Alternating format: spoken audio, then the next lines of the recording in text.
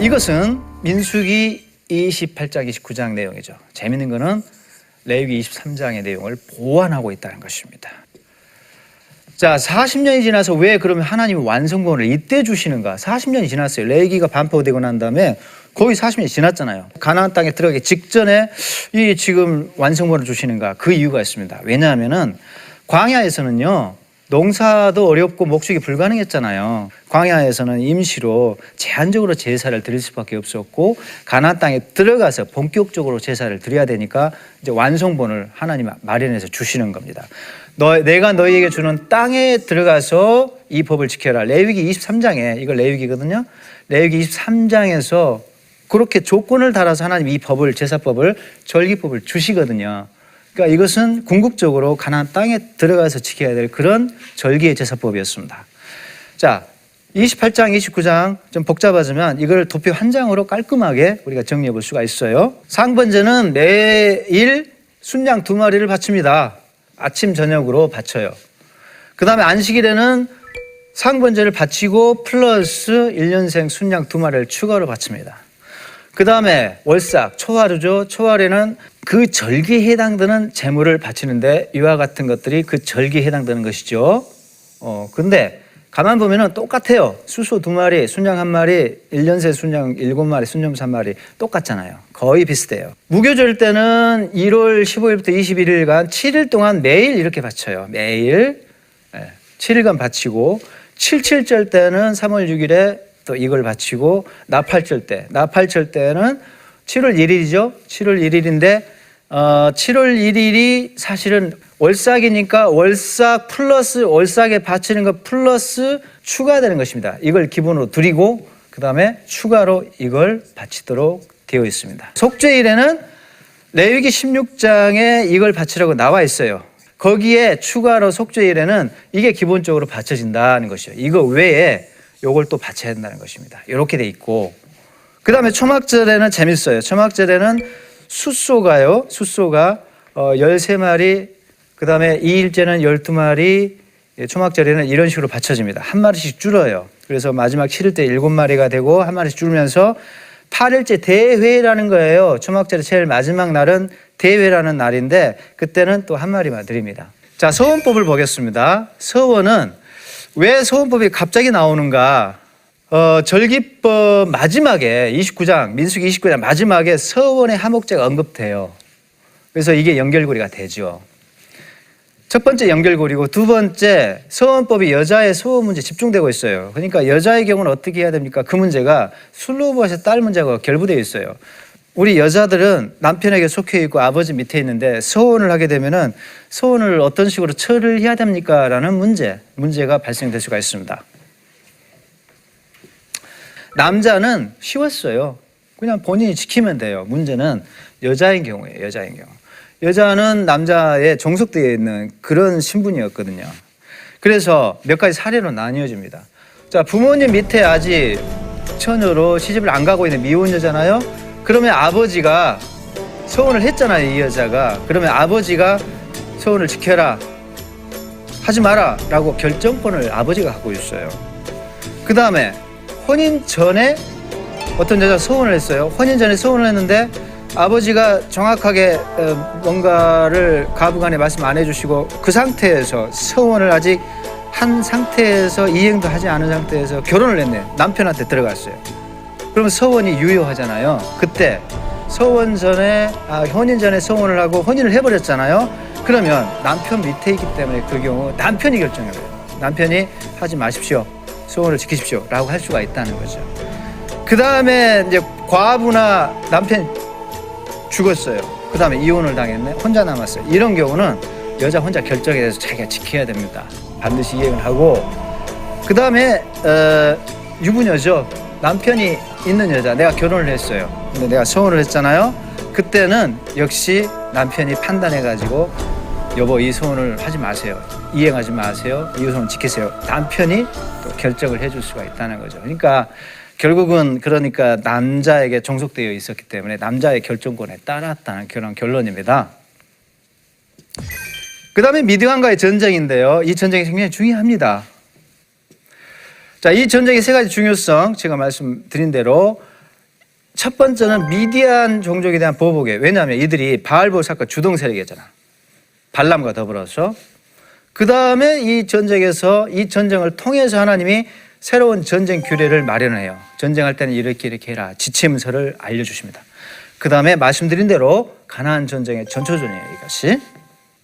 일단 우리가 미디안 족속에 대해서 알아봐야 되는데 미디안 족속은 재밌게도요. 한 부족 국가는 아닙니다. 여러 혈족들이 연맹을 이룬 부족 연맹체였다고 볼 수가 있어요. 그러니 5 왕이라고 나오죠. 미디안의 5 왕이다. 이들이 모세에게 굴복하거든요. 그 이유가 이들이 부족 연맹체로 존재했기 때문입니다. 그리고 본거지는 아라비아인데 광범위하게 분포를 하고 살았어요. 본거지를 떠나서. 자, 지도를 한번 볼까요? 보세요. 원래 본거지는 이쪽 지역입니다. 거점 지역인데 이들이 그러나 이렇게 널리 분포해서 이주하면서 세력을 형성하면서 여기저기 흩어져서 살았다는 거죠. 심지어 여기까지 와서 미디안 족속이 모세에게 진멸당하잖아요. 그리고 겐 족속이 여기에 이제 이주해서 삽니다. 그리고 그 시보라와 그다음에 모세의 장인 이드로 역시 미디안 지파였는데 여기까지 와서 접촉을 하잖아요. 광범위하게 활동을 했다는 것을 우리가 알 수가 있죠. 미디안 족속은 활동 범위가 컸다는 것이고 대표적인 부족은 겐 족속이에요. 바로 시보라가 속하고 이드로 혹은 호밥이라는 모세의 장인이 속해 있는 그런 부족들입니다. 그리고 미디안 5 왕이 연맹체였는데 이스라엘에게 모세에게 패배한다는 것을 우리가 알 수가 있습니다. 자, 전쟁의 결과가 이렇습니다. 전쟁 결과 이거는 헤렘 전쟁이라는 건데요. 헤렘은 신학적으로 중요한 말입니다. 이 헤렘은 신학적으로 다 바친다라는 뜻을 갖고 있어요. 다 바친다. 봉헌 그런 뜻을 갖고 있어요. 하나님 앞에 전적 드림 이런 의미를 갖고 있습니다. 자, 이 헤렘 전쟁인데 미디안과의 전쟁이 그 이유가 이제 나와요. 여기 보시면은 이제 그 이스라엘에서 각 지파에서 1000명씩만 각출을 해요. 그래서 12,000명의 군대가 나가서 이제 싸우는데 미디안을 격파하죠. 그때 미디안 5 왕을 패배시키고 발람도 처리를 합니다. 그래서 음행 사건 주동자들이 다 벌을 받아요. 그 다음에 포로로 여자하고 유아를 데리고 옵니다.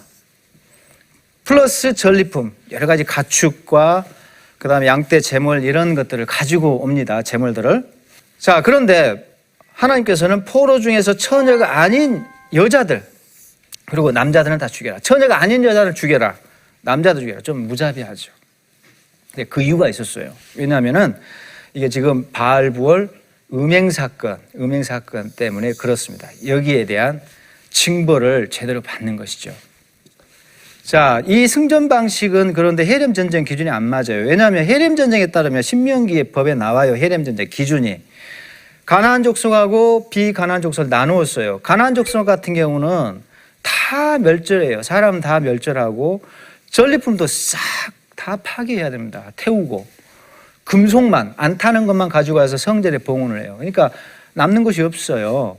그런데 비가나안 족속이 아닌 그런 족속들은 장정들만 멸절하라고 돼 있어요. 그리고 나머지는 살려서 데리고 와요. 전리품도 가지고 와서 나눠서 소유를 합니다. 그러니까 그 승전의 기쁨을 백성들이 만끽을 할 수가 있죠. 자기 몫이 돌아오니까. 이런 식인데 미디안은 비가나안 족속이에요. 분명히. 여기에 속해요. 근데 이게 지금 적용되고 있죠. 거의 이게 적용되고 있는데 왜 그러냐면 특수한 사람입니다.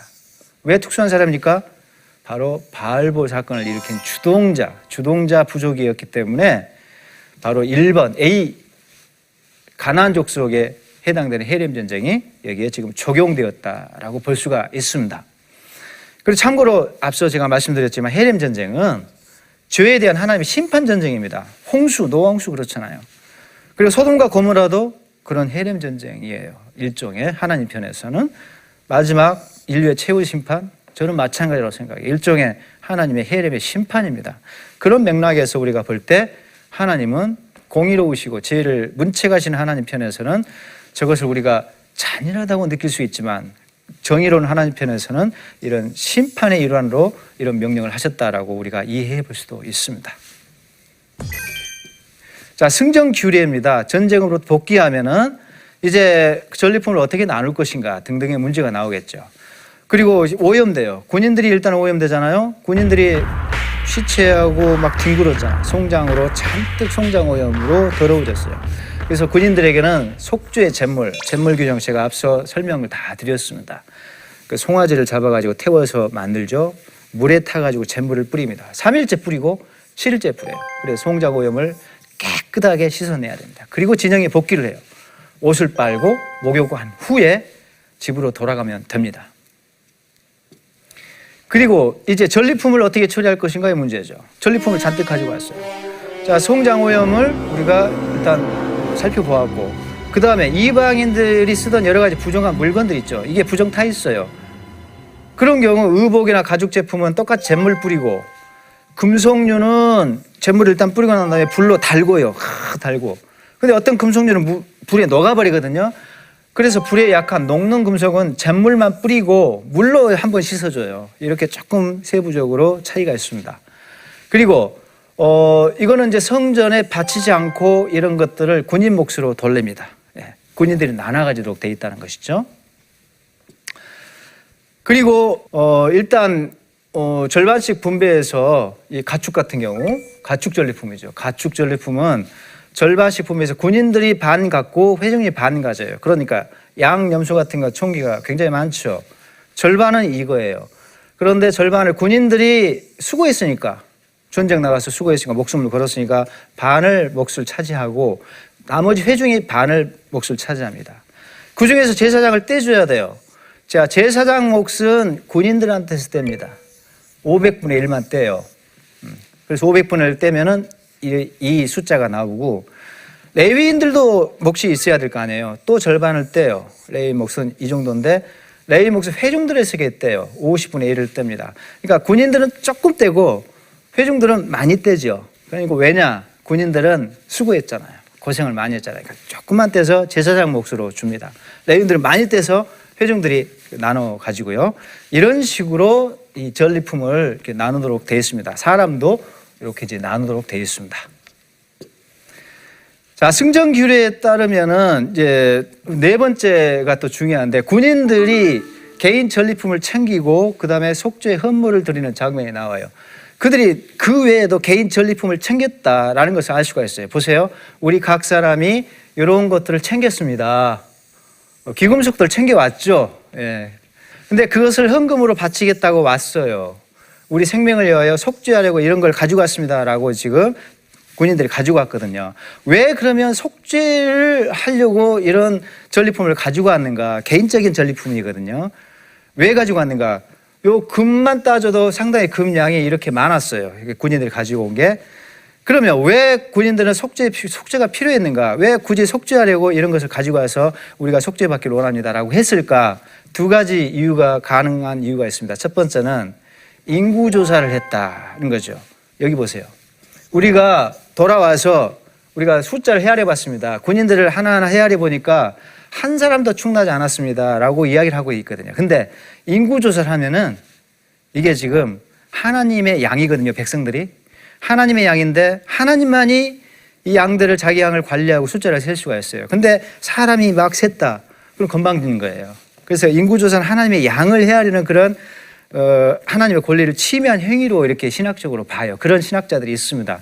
그런 관점에서 볼 때는 이 인구조사를 군인을 숫자를 헤아린 것이 잘못됐기 때문에 그거 속죄하려고 이 물건을 가지고 왔다라고 해석을 할 수가 있다는 것입니다. 이게 대부분의 학자들 이야기고, 저는 또 하나 가능성은 이게 지금 이렇게 은혜를 받았는데, 요 큰 은혜를 받았죠. 이렇게 하나님 큰 은혜를 주셔서 우리에게는 인명피해가 없었는데 완벽한 승리를 거두고 왔는데 우리가 욕심이 발동해서 이런 걸 다 주섬주섬 챙겼다.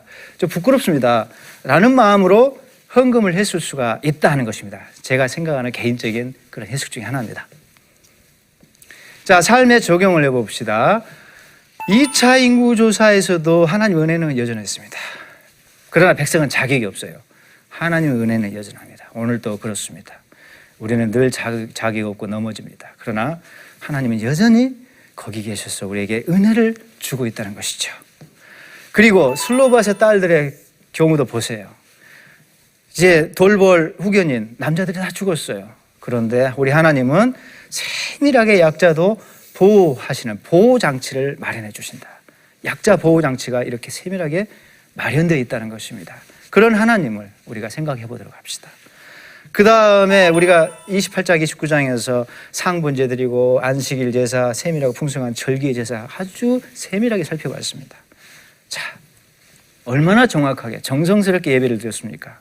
구약 백성들은 이런 제사법에 따라서 정성스럽게 하나님 앞에 봉양해 드렸습니다. 마찬가지입니다. 우리 예배도 이런 정성이 들어가야 되지 않겠습니까? 그 다음에 헤렘 전쟁을 통해서 하나님 너무 무자비하다 이걸 생각하는 것이 아니라 우리 인간은 어쩔 수 없이 죄인이라는 사실, 그러니까 심판받아 마땅하다는 것입니다. 미디안에 대한 헤렘 전쟁이 곧 우리에 대한 헤렘 전쟁일 수도 있습니다. 죄의 심각성을 오히려 우리가 생각합시다. 하나님은 무자비하다 이걸 항변하기보다, 이걸 따지기보다 얼마나 우리 죄가 무섭고 심각한지를 오히려 그 부분을 생각하는 그런 미디안 전쟁이 되어야 되지 않겠나라는 생각을 해봅니다. 다음 강의는 이제 13번째 강의가 되겠습니다. 강의는 땅 분배 문제와 관련된 규정들에 대한 것인데요. 이것도 분량이 조금 많긴 하지만 그러나 주어진 시간 내에 우리가 가장 효과적인 공부를 하고 또 교훈을 얻도록 하겠습니다. 네, 수고하셨습니다. 감사합니다.